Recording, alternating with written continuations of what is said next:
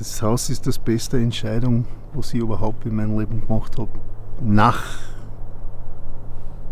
meiner Frau. Meine beiden Kinder sind in dem Haus großgezogen, 340 Jahre alt, alles hergerichtet mit eigener Hand. Aber es geht um ein Wohlfühl. Es geht um in meinen 55 Jahren auf dieser Planete, ich habe nirgendwo so wohl gefühlt. Ich kann mich erinnern, in 2003, wo ich das Haus besichtigt habe, bin ich da umgesessen auf dem Bodenstück da unten, habe ich die Berge geschaut und irgendwie habe ich gewusst, dass mein Schicksal irgendwas mit dem Haus gebunden war und ich muss das Haus haben. Und ehrlich gesagt, ich bin ein bisschen komisch mit den, wie ich Sachen, wie ich zum Entscheiden komme. Ich habe es immer gesagt, es muss mich so wohl fühlen, dass ich kann mich schon vorstellen, dass ich wohl dort sterben können. Und da fühle ich mich wohl. Das ist unser kleiner Paradies für uns.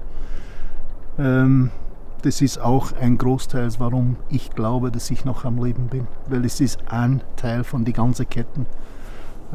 Ja.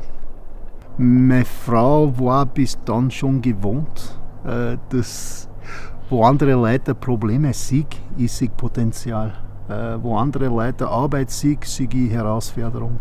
Und ich glaube, das hat mich auch in guten Stand gehalten, diese Perspektive. Es war schwer, meine Frau zu überzeugen am Anfang, aber wir sind ein Team. Und sie hat mein Blick oder mein Bild ziemlich schnell auch gesehen.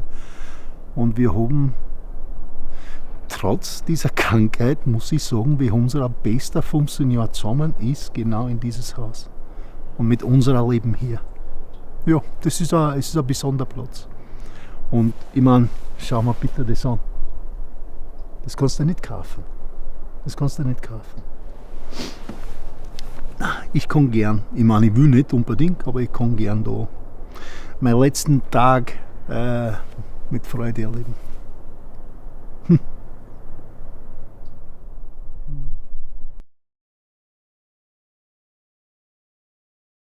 Ich bin leidenschaftlicher Snowboarder und deswegen haben wir entschieden, dass wir nach Österreich ziehen, weil die Kinder sind halb Engländer, Österreicher, die sollten von beider Seiten erfahren, wie ihre Kultur ist. Gell? Und das war hauptsächlich das Grund, warum wir herkommen sind, nach Österreich. Nach Radenthein ist, weil wir sind 10 Minuten von Bad Kleinkirchen, wo der Skipiste ist, 10 Minuten vom Milchstadter See, wir sind in die Bergen, die Preise waren anpassend zu unserer Budget. Wir haben mehrere Bauernhöfe angeschaut und dann sind wir auf dieser Bauernhof am Zödlerwirt eingefallen und ich bin in das Haus sofort verliebt, wo ich es gesehen habe. Ich bin in 2013 diagnostiziert. Ich glaube, ich habe 3-mal operiert in 2013 und ich war immer auf einem Operationstisch. Ich habe 3 Jahre keinen Skipass mehr gehabt, weil die 3 Jahre von 2013 bis Ende 2015, Anfang 2016 war, ich habe gesagt, über 60 Chemos, glaube ich, oder 50 Chemos plus 7 Operationen plus Organen entfernen. Physikalisch war ich nicht in der Lage, ehrlich gesagt, Skifahren zu gehen oder Snowboarden zu gehen. Das war eine große Änderung. Aber überlegt es, Snowboarden damals war nicht wirklich ein Thema, weil das Thema damals war einfach Überleben. Ja, einfach einen Tag weiter zu leben war wichtig. Ja. Aber das war schon Shit, ehrlich gesagt. Und es ist nur seit 2016, Ende 2016, nach den MVAC-Chemotherapie und das Anfang des Immunologie, dass ich wieder fit genug und gesund genug bin, um wieder Snowboarden zu gehen. Es ist menschlich zuerst negativ, alles zu betrachten. Ich weiß nicht warum, aber ist so. Und zweitens, es ist auch menschlich, Information auszufinden zu wollen, was das für die bedeutet. Ich bin selbstständig mein ganzes Leben lang. Das bedeutet für mich, ich habe immer die Verantwortlichkeit für meine Situation an mich selbst genommen. Und genau wie du gesagt hast, wir haben schon nach der Diagnose von der Arzt, wir haben alles recherchiert. Und ich werde es nie vergessen, ich habe mein Lager nicht wirklich ernsthaft genommen, weil es kann mir gar nichts passieren, ich bin John. Gell? Und dann bin ich auf diese Website gestolpert und da habe ich gesehen über die Statistik, dass meiner Krebs in der Stufe, wo sie damals gehabt hat, mit dem fortschrittenden Grad, was sie damals gehabt hat, als Rezidivtumor, und es war ein kleiner Bild auf Computer mit 100 kleiner Männchen. Gell? 100 kleine Männchen. 99 davon war weiß und einer davon war gelb. Und ich habe das geschaut und dann habe ich gelesen, der Gelb war die Überlebende. Die anderen 99, Statistik vorausgesehen, sterben. Und das innerhalb 12 Monate von die Rezidiv nach der Operation. Und das hat mich schon erschreckt. Und da habe ich mich, und es klingt vielleicht arrogant, dass ich glaube, dass ich das schaffen kann, aber ich habe niemals in meinem Leben jemandem gesagt, dass ich das nicht schaffen kann. Gell? Meine Mutter hat mir immer gesagt, du kannst alles schaffen. Gell? Und meine Frau steht hinter mir. Ich habe mich entschieden, nach ich das gesehen habe, dass wenn einer von 100 überlebt, durchschnittlich, dann muss der einer irgendwas anderes machen, als die 99 versterben. Ich will ihn kennenlernen. Ich will wissen, was der macht. Gell? Ich will wissen eigentlich, was die durchschnittlichen Leute mit dieser Diagnose, was sie ändern. Und ich bin drauf gestolpert, dass die meisten ändern gar nichts. Die essen gleich wie vorher, die konsumieren Zucker gleich wie vorher, raffiniertes Zucker. Die saufen, oder saufen ist nicht fair, sie konsumieren hart Alkohol weiter, sie belasten ihren Magen weiter, sie lassen ihren Kopf durchdrehen mit Fantasievorstellungen von Zukunft. Sie ändern gar nichts. Und die sind die durchschnittlichen. Und der was die Gelbe, gell, was angeblich die Überlebende, der entscheidet sich selbst seine eigene Gesundheitsverantwortlichkeit in eigene Hand zu nehmen. Der ist konsequent bei den Nähern, ist konsequent, der lernt, wie man seine Gedanken steuern kann. Vielleicht nicht perfekt, aber das mehr, was man für sich selbst tut, die verbessern oder besser wird die Chancen, dass man das überleben kann. Und es geht um ziemlich viel. Ich habe es gehört, Leute haben gesagt, ja, das kann ich nicht, das schaffe ich nicht. Ich sehe das so, es geht ums Leben und Tod. Es geht nicht um, ob ich ein Auto gewinne oder ob ich Versicherung extra zahle. Es geht wirklich ums Leben und Tod. Und irgendwie war das für mich ein total schade, nicht zu versuchen, alles was es gibt, um meine Chancen zu verbessern. Ich glaube wirklich 100% sicher, dass ich werde Steuer zahlen in Österreich mindestens noch 20 Jahre. Die Finanzamt wird von mir noch 20 Jahre Steuer bekommen. Ich bin 100% sicher. Und ich glaube, das hat auch eine kleine Wirkung. Wenn es wahr ist, dass man sich krank denken kann oder tot denken kann, dann sollte das gegenseitig ja sein. Man sollte sich auch Leben denken können. Und das will man auch versuchen, weil, wie ich gesagt, ich bin bereit, alles, was ich leisten kann, zu versuchen. Ja. 2 Dinge ist mir passiert, was für mich, ich sehe das als Lebensretter. Einer davon, ich war 3 Tage nach der Großoperation, wo sie haben die Prostatablasen und 40 Lymphknoten ausgeschnitten. 4 Tage danach habe ich ein Argument mit einem American-Schriftsteller, heißt Fred Beaumonti. Ich habe Antworten gesucht und er hat mir erzählt von einem neuen Buch, was ich geschrieben habe, called You Are in Charge. Sein ganzes Buch geht um, wie man mit Krebs umgeht, wie man mit Krebs lebt. Ja? Und es hat mich so motiviert, dass am folgenden Tag bin ich aufgestanden, das erste Mal, und 3 Kilometer rund ums Krankenhaus spazieren gegangen.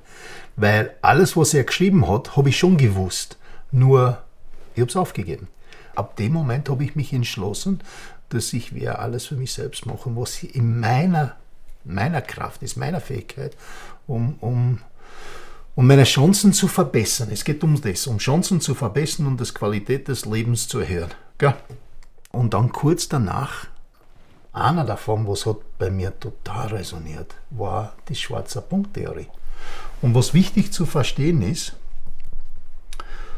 jeder Mensch auf dieser Planeten mit seiner Geburt bekommt ein frisches, weißes Blatt Papier. Gar nichts ist drauf geschrieben, weil du hast es noch nicht geschrieben. Gell? Und mit deiner Leben und deiner Erfahrung und deiner Liebe und deiner Hobbys wird das Blatt langsam voll. Gell? Nur sobald irgendwas passiert, was ein bisschen stressig ist oder eine Sorge ist, sobald wir sind mit irgendwas konfrontiert, was uns ein bisschen unter Druck setzt, fixieren wir mit 100% unserer Aufmerksamkeit und unserer Energie und unserer Geist genau auf dieser Punkt.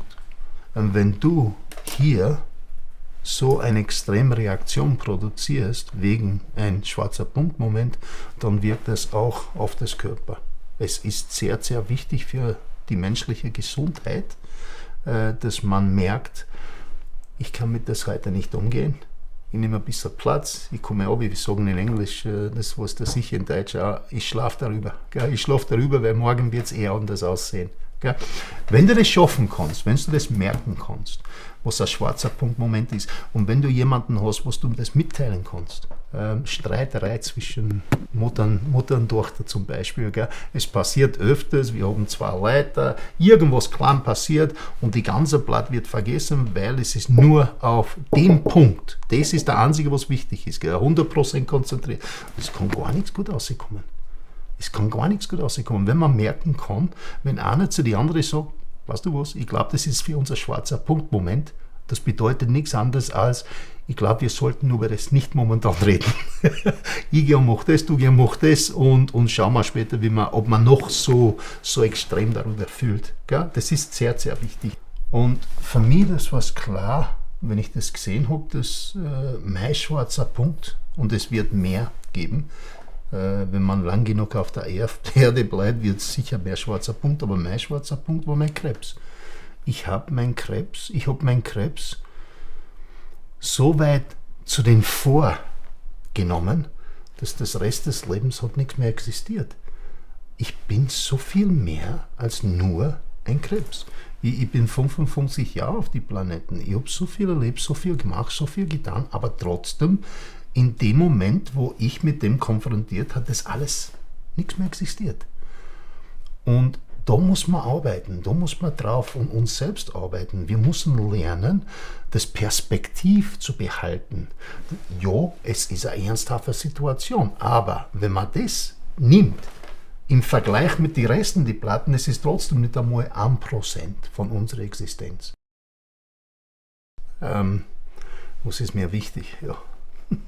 Meine Gesundheit ist mir wichtig, aber meine psychologische Gesundheit über alles. Mit dem Psychologisches durch Meditieren. Und für mich Meditieren bedeutet nicht irgendwas Mystisches, so wie Buddha oder was. Meditieren ist für mich nichts anderes als ich schalte das Gehirn aus, weil das macht eine Menge Lärm. Ich schalte es aus und ich komme runter. Und ich atmen ein, atmen aus und relaxen. Und in der Zeit kann ich ziemlich viel Energie wieder tanken. Woo!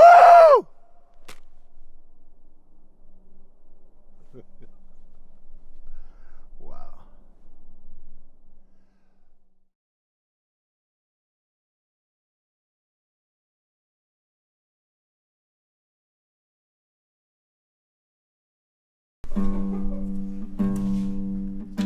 Die ganze Lied geht so. A young cowboy named Billy Joe grew restless on the farm. A boy filled with wanderlust who really meant no harm. He shaved his hair and shined his shoes and combed his dark hair down. And his mama cried as he walked out. Don't take your guns to town, son. Leave your guns at home, Bill. Seid bereit? Don't take your guns to town. He laughed and kissed his mom and said, "You're Billy Joe's a man." Das ist alles, ich kann nichts mehr. Das kann nichts mehr. Aber das war gut. Servus, hallo, servus. Aber cool, gell?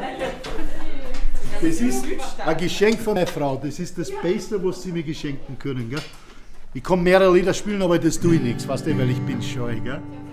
Aber wenn jemand vorbeikommen will und mir was sagen, bin ich immer da.